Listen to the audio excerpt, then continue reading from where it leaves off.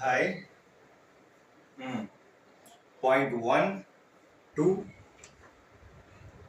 Point 2 గురించి కొంచెం elaborate చేయాలి. పాయింట్ 2 ట్రస్ట్ అనేది కొంచెం ఎలాబరేట్ చేసుకుంటూ రావాలి. From words perspective of you on to US అంతే. అండ్ ఇరాన్ ఓడిపోతే ఇప్పుడు Iran if Iran is losing the war తర్వాత presently Iran is doing its best. అంటే టెర్రరిస్ట్ అనే పేరు పడిపోయిన తర్వాత అండ్ వాళ్ళు చేసే పనులు అవన్నీ బయటకు వచ్చిన తర్వాత ఇంటర్నెట్ షట్ డౌన్ అండ్ వాళ్ళు బయట కంట్రీతో అంతగా కాంటాక్ట్ లేకుండా లోపలైన సిచ్యువేషన్స్ సినారియోస్ చూసిన తర్వాత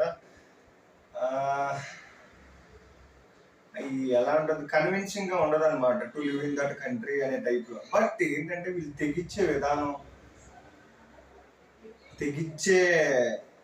విధానంలో చేసే ప్రయాణంలో వేసే పై ఎత్తులు తీసుకునే డెసిషన్స్ కొంచెం అంటే ఆ ఎడ్జ్కి వచ్చేసరికి నిలబడుకోవాలన్నమాట.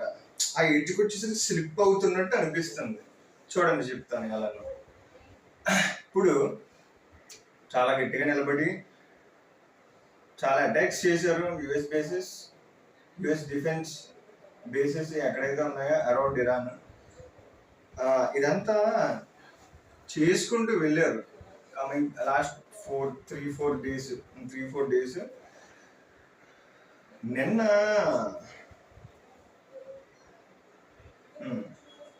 కొంచెం అంటే ముందుకు వెళ్ళిపోకుండా స్లోగా కట్ చేసుకుంటూ పాయింట్లు బ్రేక్ చేసుకుంటూ వెళ్ళాలి. ఇలాగా ఫ్రమ్ ఇరాన్స్ పర్స్పెక్టివ్, ఇరాన్ అంటే because of not having leadership under invisible leadership, without a leadership, the war, the strategies, how they are going, how they went. Iran present అయితే హిట్ చేస్తున్న విధానం అంతా ఓకే. 3-4th డే వరకు బాగానే ఉంది. తెగించారు అని తెలుస్తుంది. ఆ విధానం కూడా మనకు అర్థమవుతుంది. ఈ వెళ్ళే విధానం కూడా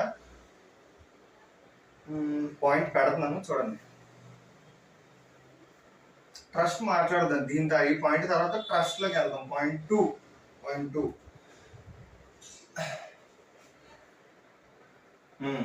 గాట్ ఇట్. ఇప్పుడు ఇరాన్ కొట్టే విధానం అంతా బాగానే ఉంది. చుట్టూరా ఉన్న కంట్రీస్, మిడిల్ ఈస్ట్ కంట్రీస్ ఏదైతే ఉన్నాయి అక్కడ ఏవైతే యుఎస్ బేసెస్ ఉన్నాయో వాటి మీద కొట్టుకుంటూ వెళ్ళింది. అండ్ ర్యాడర్ అని చెప్పి అదొకటి కొంచెం పెద్దదే, కాస్టెడ్ లాట్ అనమాట. కాస్ట్ అయింది.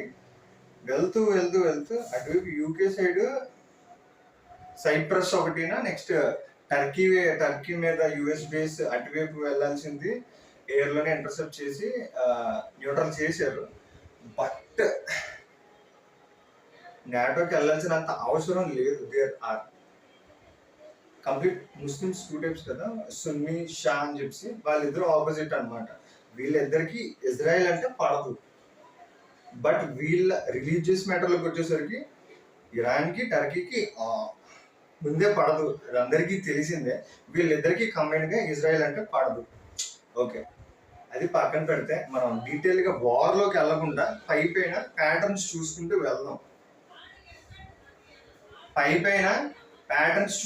వెళ్దాం. సో వెళ్ళిన తర్వాత ఇక్కడ ఏమవుతుందంటే వీళ్ళు అక్కడ టచ్ చేయకూడదు.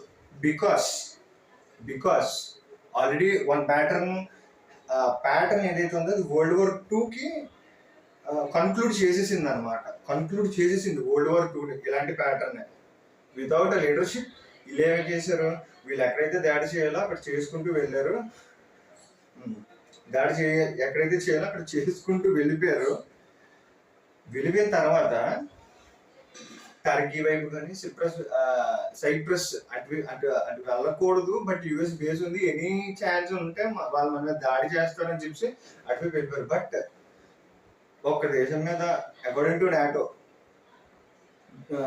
ఒక దేశం మీద విచ్ ఆర్ నాటో కంట్రీస్ ఒక దాని మీద చేసిన ఎవ్రీబడి విల్ రియాక్ట్ అని చెప్పి అన్నారు. ఇది పాస్ట్ లో ఎలాగంటే జర్మనీ రష్యా మీద సెకండ్ టైం అటాక్ చేసేటప్పుడు ఇదే ప్యాటర్న్ ఫాలో అయింది అనమాట. సో అవుతుందో జర్మనీకి రష్యాకి ఈ వార్ ఎప్పుడైతే అవుతుందో రష్యా కొంచెం ముందుకు వచ్చింది అనమాట. సో ఆ ల్యాండ్ బౌండరీస్ ఏదైతే ఉంటాయో బౌండరీస్ ఏదైతే ఉంటాయో దాటి కొంచెం వచ్చిన తర్వాత okay we're living the war అని చెప్పి అక్కడ వాళ్ళు రేస్ చేశారనమాట with Germany. Okay you can leave అని చెప్పి వీళ్ళు కూడా వెళ్ళిపోయిన తర్వాత again Hitler this kind of అక్కడ ధాన్యం దిస్ కైండ్ ఆఫ్ ఇవన్నీ ఉంటాయి కదా విచ్ కెన్ సర్వైవల్ మోడ్లో ఇట్ కెన్ హెల్ప్ అని చెప్పి హిట్లర్ అగైన్ జర్మనీ వాళ్ళ మీద అటాక్ చేసేసరికి ఇట్స్ క్లోజ్డ్ అనమాట. పతనంకి వెళ్ళిపోయింది, హిట్లర్ ఆల్మోస్ట్ చనిపోయినంత వరకు వెళ్ళిపోయింది. అలానే ఈ ప్యాటర్న్ అలాంటిది అనమాట. This kind of pattern is that way. వీళ్ళు చేసుకుంటూ వెళ్తున్నారు. ఓకే అనలేము, ఇట్స్ కాస్టింగ్ అలాట్. ఇరాన్ అది వాళ్ళ మిడిల్ ఈస్ట్ కంట్రీస్ ఎవరైతే బ్రదర్స్ ఉన్నారో వాళ్ళ మీద చేసుకుంటూ వెళ్తుందండి. ఎకానమీని కూడా పుట్టింది. ఆ వేలో ఏదైతే ఉందో అటువైపు నుంచి రావాల్సిన వెసల్స్ అన్నీ ఉంటాయి, అవన్నీ ప్రజెంట్ వాళ్ళ కంట్రోల్లో ఉంది. అండ్ ఇప్పుడు నాటో కంట్రీస్ మీద కొట్టడం అనేది కొంచెం రిస్క్ అనమాట. ఇప్పుడు వాళ్ళు రివర్స్ అయిపోతే ఇరాన్ మీదకి ప్రాబ్లం అవుతుంది కదా. ఇప్పుడు వాళ్ళందరూ రివర్స్ అయిపోయి ఒక పక్క నుంచి వీళ్ళ బ్రదర్స్ యుఎస్ ఇజ్రాయెల్ అందరూ రివర్స్ అయిపోయి నాటో కూడా ఎంటర్ అయిపోయి ఇరాన్ మీదకి కైండ్ ఆఫ్ వార్ అలా అయిపోయింది అనుకోండి. ఇది ఆ టైంలో ఏమైనా వేస్తే పరిస్థితి ఏంటి అదంతా మిడిల్ ఈస్ట్, ఇరాన్, పక్కన ఇజ్రాయిల్, నెక్స్ట్ పైన నాటో వీళ్ళందరూ కలిపి వేసేస్తే వాళ్ళు యాక్టివేట్ అయ్యి వేసేసారు అనుకోండి. ఇటు పరిస్థితి చూసారా, వన్ కాజ్ రిస్క్ ఫ్యాక్టర్ దగ్గరికి వెళ్ళి వస్తారు. అంటే వాళ్ళ ఆలోచనలు ఆపే they did not get affected. Iran వాళ్ళు ఓకేనా, ఇరాన్ ఉంది చుట్టుపక్కల, వీళ్ళ అందరూ కైండ్ ఆఫ్ అటాక్డ్ అనమాట. వీళ్ళు అటాక్ చేశారు కదా, వీళ్ళు అటాక్ చేసిన టైంకి వీళ్ళు స్లిప్ అయిపోయి ఆ బౌండరీ దాటేసి అక్కడి వరకు వెళ్ళిపోయారు. ఆ టర్కీని కొట్టడం కానీ సెకండ్ ఆర్మర్ ఫోర్స్ అది అందరూ చెప్తారు, తెలిసిందే మీకు. దాని మీదకి వెళ్ళడం కరెక్ట్ కాదు. అండ్ సైప్రస్ మీద కూడా కొట్టడం కూడా కరెక్ట్ కాదు, ఎందుకంటే they are not actively involved in the war. So వాళ్ళ వైపు వెళ్ళకూడదు. సో సేమ్ ప్యాటర్న్ అప్పుడు హిట్లర్ ఏంటైందంటే ఫస్ట్ టైం జర్మనీ రష్యాకి వార్ అవుతున్నప్పుడు రష్యా కొంచెం ముందుకు వచ్చింది, ఆక్రమించింది అంతవరకు. అండ్ ఫైట్స్ అయిన తర్వాత ఓకే వీఆర్ లీవింగ్ అని చెప్పి రష్యా అయిన తర్వాత దే వెంట బ్యాక్ అగైన్. అండ్ మళ్ళీ జర్మనీ ఈ రివర్స్ మళ్ళీ కొట్టడం వల్ల రష్యా మీద అక్కడతో ఇంకా జర్మనీ ఆల్మోస్ట్ ఎండ్ అయిపోయే వరకు వచ్చింది అనమాట. అయిపోయింది, వరల్డ్ వార్ అయిపోయింది. అండ్ ఇక్కడ హిట్లర్ మ్యాక్సిమం ఫోర్స్ ఆఫ్ వీళ్ళందరినీ చంపడం వల్ల జర్మనీ అగేన్స్ట్గా ఎవరైతే వరల్డ్ వార్ 2లో సినారియో అవుతుందో వాళ్ళందరినీ చంపడం వల్ల మనకి 1947లో కొంచెం ఈజీ అయ్యింది అనమాట to beat them back on the races and పంపించడం కొంచెం ఈజీ అయింది అనమాట. సో అక్కడ హిట్లర్ ఆ level of aggression thoughts decisions తీసుకోవడం వల్ల it became easy for us. Otherwise వాళ్ళందరూ డామినేట్ చేసుకుని ఇంకా దుబ్బుకెళ్తూ ఉంటారు మన దగ్గర నుంచి. ఇప్పుడు పాయింట్ 2లోకి వెళ్దాం. Point 2 trust. సో ఇప్పుడు యుఎస్ని ట్రస్ట్ చేయొచ్చా? Kind of గోకుంటున్నా.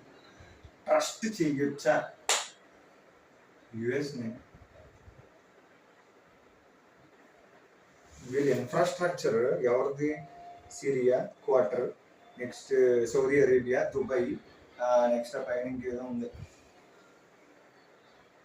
వేస్తారు కదా ఏదో ఒకటి ఉంది. వీళ్ళ ఇన్ఫ్రాస్ట్రక్చర్ ఎంత అట్రాక్టివ్గా ఉంది, ఇన్ఫ్రాస్ట్రక్చర్ అంత అట్రాక్టివ్గా ఉంది, ఎంత అట్రాక్టివ్గా ఉంది. And habibi come to Dubai. Okay, వీళ్ళది అంత అట్రాక్టివ్గా ఉంది కదా, అంత డిఫెన్సివ్గా లేదు కదా. ఓకేనా, అర్థమవుతుందా? They lack in one of the important perspective of diversification. So ఇక్కడ they are lacking diversification in one major point. So ఎంత దెబ్బతీసింది అర్థమవుతుందా? So that is also have to be counted. So ఇక్కడ యుఎస్ బేసిక్గా it have to come and minimum చెయ్యాలి. But Trump ఆయన పరిస్థితి ఆయనకి తెలుస్తుంది. ఓకే, వాట్ బై ఎందుకని చెప్పి ఇంతవరకు వస్తుందని అనుకోలేదు. But it came to clear. ఇప్పుడు యుఎస్ని ట్రస్ట్ చేయడానికి ఎవరైనా ముందుకు వస్తారో some kind of questions raise అవుతాయి బిహైండ్ ది మైండ్. బయటకు మాట్లాడతారు కానీ behind there will be those. చెప్పాను కదా, యుఎస్ అని నమ్మలేము. నీకోసం ఎరైనా అవుతా, సొరైనా అవుతా. బట్ అది ఎలా అవుతుందంటే, నిన్ను ఎరైనా చేస్తా, సొరైనా చేస్తా, కానీ ఎరే చేస్తా అన్నట్టు ఎర వేసుకుంటూ వెళ్ళిపోతున్నారు. అండ్ ఇరాన్ దగ్గర ఇటుకున్న అవి ఈయన ఎందుకు చెప్పడం, మీరు చూడండి, మీకు ఆల్రెడీ తెలిసే ఉంటుంది, నాకు తెలుసు. ఏదైతే ఉందో అది రూట్ మార్చుకుని ట్రాన్స్పోర్టేషన్ మార్చుకుంటూ వస్తుంది అనమాట. ట్రాన్స్పోర్టేషన్ మార్చుకుంటూ వస్తుంది, అక్కడి నుంచి రావట్లేదు, వేరే దగ్గర నుంచి వస్తుంది. బికాస్ ఆఫ్ ఇరాన్ అక్కడ ఆఫీస్ ఉంది కాబట్టి, సో వేరే దగ్గర నుంచి వస్తుంది కాబట్టి ట్రాన్స్పోర్టేషన్ కాస్ట్లు అని చెప్పి అది డైరెక్ట్గా మన మీద పడుతుంది ఆ కాస్ట్లు. సో వాటి గురించే తర్వాత ఇన్ డీటెయిల్డ్గా మాట్లాడుతుంది. రేట్లు పెరుగుతున్నాయి అని చెప్పి దాటి గురించే ఇన్ డీటెయిల్డ్గా మాట్లాడడానికి ఉంచాను. ఇప్పుడు వరకు తీసుకొచ్చాను కదా, ఏవైతే మనీ అని చెప్పి, ఫ్లో అని చెప్పి, వెలాసిటీ అని చెప్పి, డెట్ అని చెప్పి, సో ఇవన్నీ ఒక బాల్లో ఉండేటట్టు ఉన్నాయి ఆలోచనలన్నీ. ఇవన్నిటి నుంచి ఒక్కొక్కటి తీస్తానన్నమాట బయటికి. తీసుకొని వచ్చి ప్రజెంట్ మార్కెట్స్కి అలా కనెక్ట్ చేసుకుంటూ తీసుకొస్తాను. ఓకేనా, it will take some time. తీసుకొస్తాను. It will be worthy enjoying time by understanding. ఇప్పుడు ఎంతవరకు వస్తున్నాం మనం? ఈ ట్రస్ట్ అనే పాయింట్ 2ని కొంచెం కంప్లీట్ చేయడానికి చూసాము.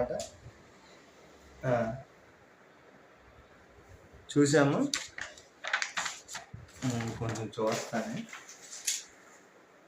సరే, అన్నీ అయితే పాయింట్లన్నీ చెప్పాను. ఇప్పుడు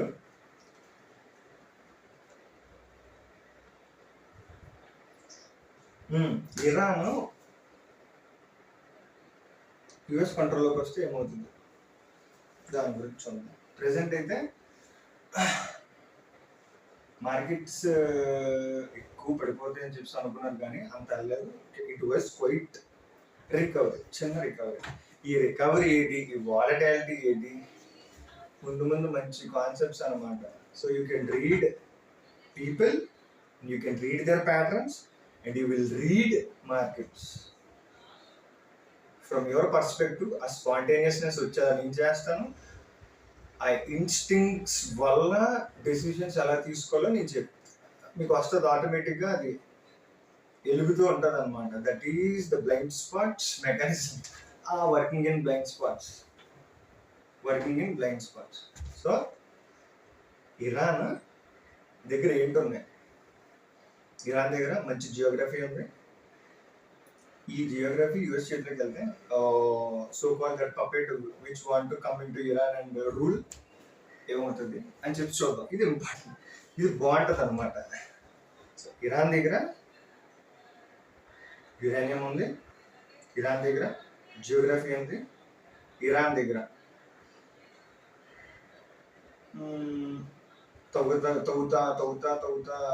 తవ్వుతా కొద్దీ మనకి క్రూడ్ ఆయిల్ వస్తుంది. ఇరాన్ దగ్గర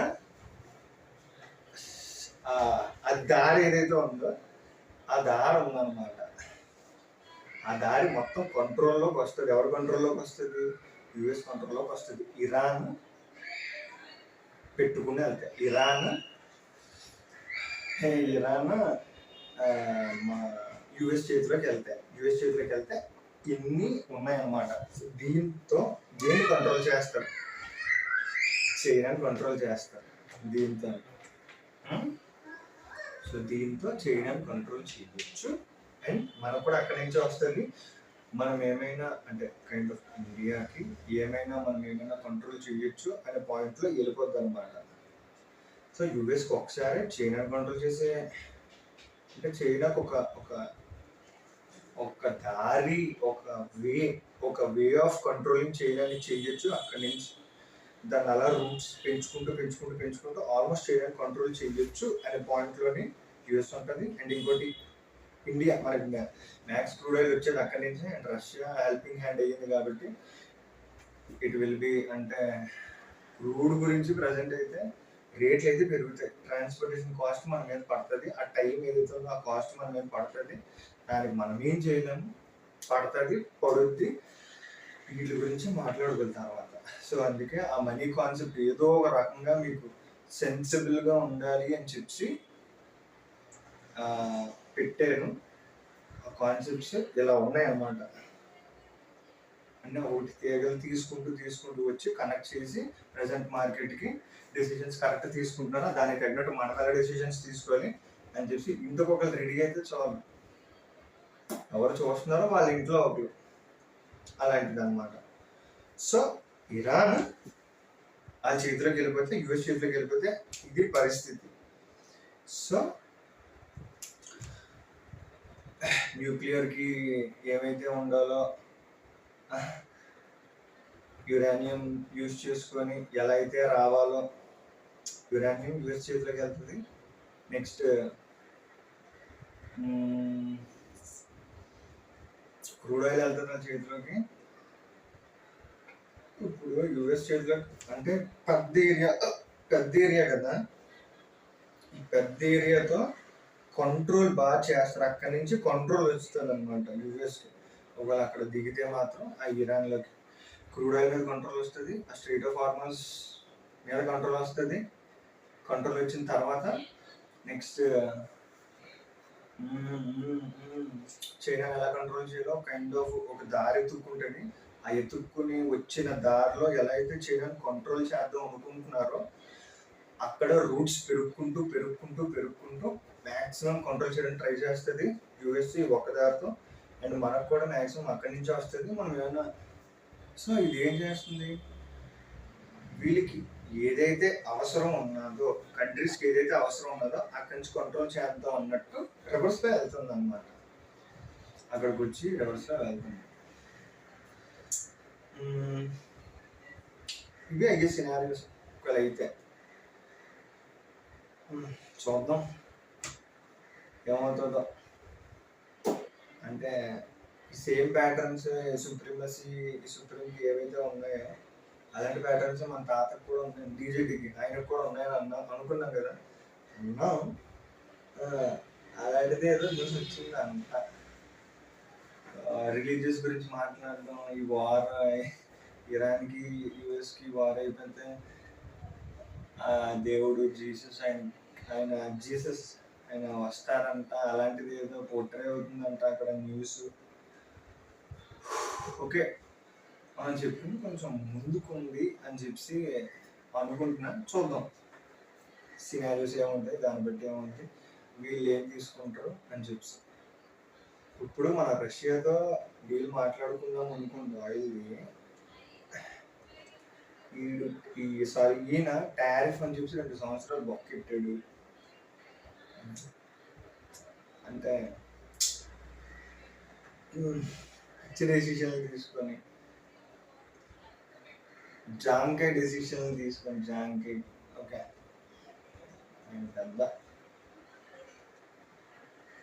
అండ్ ఇది అంటే ఎమర్జెన్సీకి మేము హెల్ప్ చేస్తాము అనే పాయింట్ తీసుకొని వచ్చింది రష్యా ఇండియాకి. So we can give 9 barrels ఎన్నో అన్నది 9,000 ఎన్నో అన్నది. అది ఒక రకంగాన యుఎస్కి అడ్వాంటేజ్ అవుతుంది. ఎందుకు అవుతుంది, ఎలా అవుతుంది చూడండి. Thank you.